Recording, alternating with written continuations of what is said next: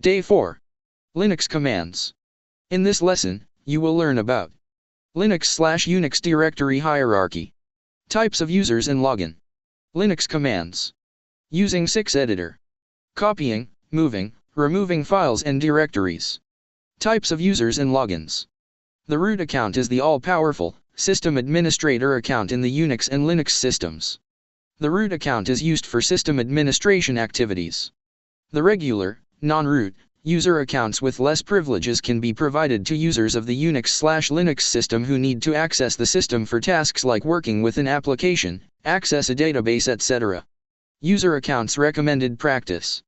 The recommended practice is to log in with a regular, non-root, user/login account first. When this user needs to perform system administration tasks, this user can switch user into the root account. Linux commands. There are a lot of commands that we can execute from the Unix/Linux command line for performing different tasks. Some of the commands that we can use from the Unix/Linux command line are pwd, ls, cat, more, date, head, tail, etc. Linux commands, continued. The pwd command. The Unix/Linux systems will contain a huge directory hierarchy starting from the /root directory. The pwd command can be used to display the present working directory. The syntax for this command is $pwd. The id command. The id command can be used to report the details like user ID, group ID, for a user account. The following command will report the details for the user who is executing the id command. $id. The following command will report the details for the user name specified in user. $id user. The logname command. The logname command can be used to report the login/username of the user who is logged into the system. The syntax is $logname. The date command. The date command can be used to report the date and time according to the operating system settings. The syntax is $date. We can specify the format in which we want to see the date command output as shown in the following examples. $date plus %d, I will report the 2-digit day of the month. $date plus %m, I will report the 2-digit month of the year, 01 for January, 2nd for February, and so on up to 12 for December. The date command, continued. $date plus %y, I will report the 2-digit year excluding the century portion. $date plus %y, I will report the 4-digit year including the century portion. $date plus %d-%m-%y, to report 2-digit day of the month, 2-digit month of the year and 4-digit year including the century portion. $date plus %h%m%s to report the time portion, hours with %h, minutes with %m and seconds with %s. The cal command. The cal command can be used to report the calendar. If the cal command is used without any arguments, the cal command will report the calendar for the current month and year reported by the date command. The syntax for this is $cal.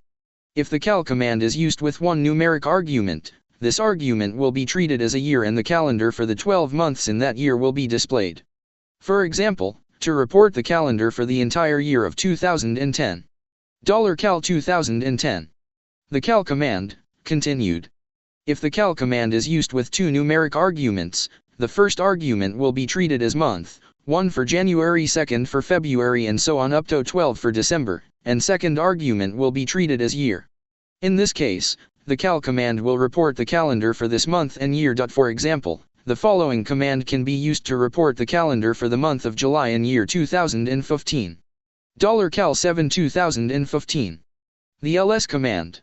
The ls command can be used to list files in a directory. The following command can be used to list the files in present working directory. $ls. The following command can be used to list the files in /var/tmp directory. $ls/var/tmp. The cat command. The cat command can be used to read the contents of a plain text file. The following command can be used to read the content of text file with name demofile.txt in the present working directory. $cat demofile.txt. $cat vet demofile.txt to display the non-printable characters with some notations, like $I for tab and $, for the end of the line character. Note, in case the text file with name demofile.txt contains more than one page of content, the previous pages will scroll up and we will only see the last page in the output. The TAC command. The TAC command can be used to read the contents of a plain text file in reverse order. The following command can be used to read, in reverse order, the content of text file with name demofile.txt in the present working directory. $tac demofile.txt. Note, in case the text file with name demofile.txt contains more than one page of content, the previous pages in the output will scroll up and we will only see the last page in the output. The more command. The more command can be used to read the contents of a plain text file when it contains more than one page, since the more command will report the contents of a text file in a page-by-page manner. For example, $more demofile.txt. The more command will display the first page and wait for user response. We can press Enter key to see the next line, press the space bar to see the next page and press Q to quit among other actions. The man command. The man command can be used to get manual information about the different commands. The general syntax is $man command, where command shall be replaced with the command for which we need syntax help.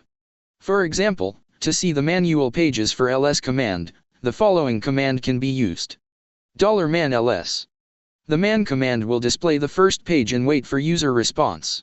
We can press Enter key to see the next line, press the space bar to see the next page and press Q to quit among other actions. A note on absolute path and relative path. When we specify a file or directory name starting from the /root directory, like for example in the following command, to list the contents of /var/tmp directory, /var/tmp is the absolute path. $ls/var/tmp. A note on absolute path and relative path. In case our present working directory is /var directory, we can simply use the following command to list the contents of tmp directory below /var directory. In this case, tmp is the relative path since it is relative to our present working directory.